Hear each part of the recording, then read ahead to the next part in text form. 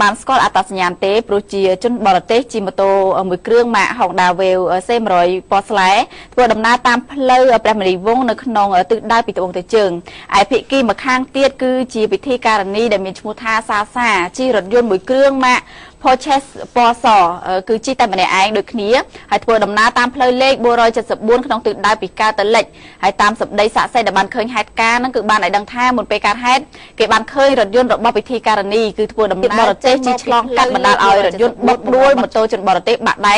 ឯខាងរថយន្តគ្រាន់តែក្រពិតពាល់ខាងឆ្វេងបន្តិចប៉ុណ្ណោះហើយតែរឿងដែលគួរឲ្យចាប់អារម្មណ៍នោះគឺខាងប្រជាប្រដ្ឋដែលចោមរោមមើលគឺបានប្រាប់អ្នកសារព័ត៌មានយើង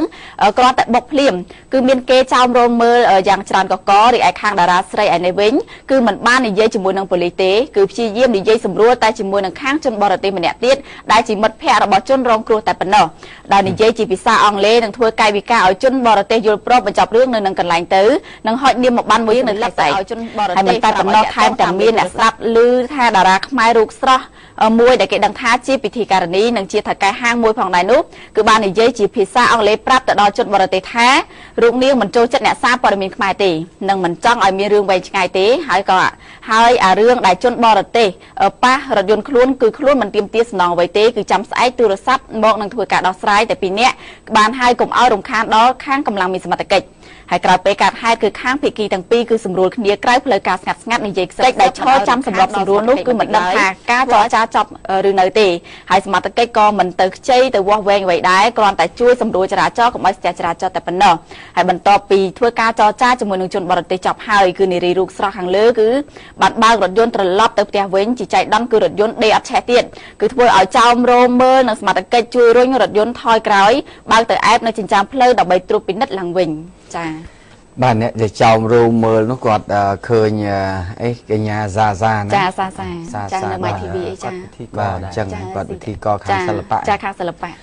បាទទូទាំងជនឥឡូវតាក់ទងបញ្ហាគ្រោះថ្នាក់ចរាចរណ៍បទល្មើសដែលកើតឡើងនៅក្នុងសង្គមអ្វីដែលកើតឡើងគឺវាអាស្រ័យសំខាន់គឺការដោះស្រាយទៅជាក់ស្ដែងថាតើអ្នកណាខុសហើយអ្នកណាត្រូវ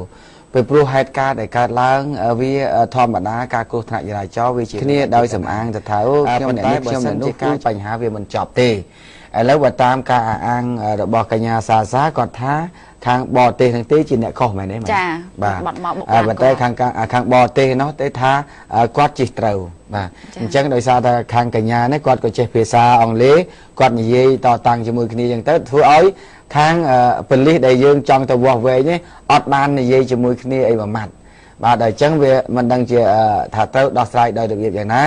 អញ្ចឹងប៉ូលីសនេះអត់បានវាស់វែងអីទេអញ្ចឹងគេថាចាំដោះស្រាយគ្នានៅកន្លែងនោះតែម្ដងទៅឥឡូវហ្នឹងគឺចប់ត្រឹមហ្នឹងអញ្ចឹងប៉ូលីសអត់វាស់វែងមែនទេចាអត់វាស់វែងទេចាបាទអញ្ចឹងកញ្ញាសាអញ្ចឹងកញ្ញាក៏ជាតារាមួយរូបដែរអញ្ចឹងទោះបីអ្នកសារព័ត៌មានដែលគេទៅធ្វើការធម្មតាកញ្ញាធ្វើការងារខាងពិធីការនីខាងទូទស្សន៍អីចឹងទៅខាងផ្នែកវាមានផ្នែកគ្នាសូម្បីតែហងមាសរបស់យើងក៏មានពិធីការនីច្រើនដែរប៉ុន្តែផ្នែកខុសគ្នាបាទអញ្ចឹងតួនាទីរបស់ផ្នែកគេហ្នឹងគេត្រូវធ្វើតួនាទីរបស់យើងបើដូចជាសាគាត់ធ្វើខាងសិល្បៈគាត់ដឹងសិល្បៈបាទខាងអ្នកព័ត៌មានគេខាងគ្រោះថ្នាក់ចរាចរណ៍គ្រឿងសន្តិសុខគេដឹងថាខាងសន្តិសុខអញ្ចឹងយើងចង់មានអីទៅចាំបាច់ទៅប្រមាណការទៀនជាមួយនឹងអ្នកយកព័ត៌មានទេអញ្ចឹងវាដូចតែគ្នាទេតួនាទីរបស់អ្នកធ្វើអីអ្នកត្រូវតែធ្វើកិច្ចការនោះឲ្យបានខាងអ្នកព័ត៌មានសន្តិសុខណាគឺដាច់ខាតត្រូវតែធ្វើព័ត៌មានខាងសន្តិសុខឲ្យបានទោះបីក្នុងកលៈទេសៈណាក៏ដោយបាទអញ្ចឹងដល់គេគាត់និយាយពីរឿងស្អប់ណាស់អ្នកសារព័ត៌មានអញ្ចឹងគេក៏ចង់ថ្ងៃក្រោយគេថាស្អប់ណាស់ពិធីករខាងសិល្បៈដែរទៅគេថាស្អប់ណាស់នាងកញ្ញាសាអញ្ចឹងដែរទៅនាងយល់យ៉ាងម៉េចចាបាទមានអារម្មណ៍យ៉ាងម៉េចបាទអញ្ចឹងយើងទៅជែកគ្នាទៅគោះចុះគោះឡើងហើយអញ្ចឹងកោតសរដែលចេះភាសាអង់គ្លេសដែលបានទៅជែកដោះស្រាយគ្នាទៅវិញទៅមកហើយដោយមិនរំខានដល់ប៉ូលីសទេប៉ូលីសរំខានត្រឹមតែថាធ្វើចរាចរណ៍កុំឲ្យស្ទះតែប៉ុណ្្នឹងទេដោះស្រាយចប់ទៅបាទប៉ូលីសនេះក៏អញ្ហានៅនឹងកន្លែងការដោះស្រាយគ្នាប៉ុន្តែប៉ូលីសវិលមុខតែមករឿងមកធ្វើចរាចរណ៍ឲ្យគេនេះបាទព្រោះខ្លាចស្ទះបាទនឹងជាចុងក្រោយគ្រាន់តែខ្ញុំចង់ជម្រាបជូនប៉ុណ្ណឹងអ្នកណាក៏ដោយមានតួនាទីអីក៏ដោយធ្វើការងារនៅស្ថាប័នមន្ទីរក្រសួងក្រុមហ៊ុនឯកជនណាក៏ដោយបាទអញ្ចឹង tôi này ti rồi bọn thế thưa ấy nè cho bác chia prăng prang cất con thưa nâng chấm ni những tôi này ti rồi bọn này ai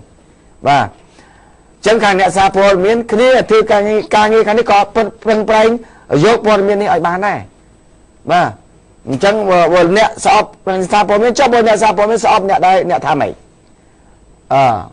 chẳng là nó dưỡng bà sinh chỉ dưỡng kích tầng ở cái đó cứ chăng lúc na cả đói coi trong trâu đây lúc na cả đói coi trong miên mục miên mọt đây bàn tay xôm oi kết từ du nằng miên mục miên mọt nó oi miên dịch đây lại nổ tập năng và còn oi miên mục miên mọt đòi ca bẩm pin nhẹ đợt tì miên mục miên mọt đòi xa tới ca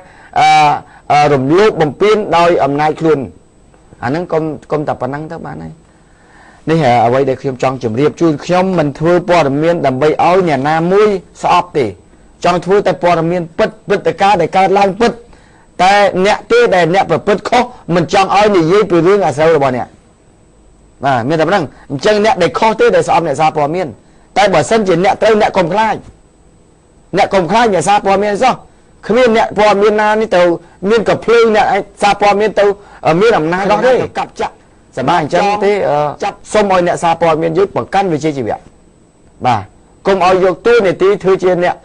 อาจารย์ในครองลูกอันนั้นไปยัดแต่กี่มืองี้เนี่ยซาปอยเมียนมืองี้แต่มันเนี่ยคือไวสรบหมอบ่าจังเนี่ยคลาก็แต่กรมตัวจิตอันเนี่ยซาปอยเมียนกรมจูเวียนเนี่ยซาปอยเมียนอันนั้นก็แน่เมียนแต่ครูนไอ้เนี่ยเคราะห์ที่บานจีอัดเฮียนจิตจมูกหนึ่งเนี่ยซาปอยเมียนอดเห็นกุยเจ็ดจมูกเนี่ยซาปอมินแต่บุกินล้อไม่ต้องเนี่ยซาปอมินตัวคอมแบบพลาดเรื่องปิดจมูกหนึ่งเรื่องเด็กที่ช่วยล้อได้ไหมครับบาทนี้จุดใดในจุนสมมาจำเรียบจูนปนังเรื่องราวนี่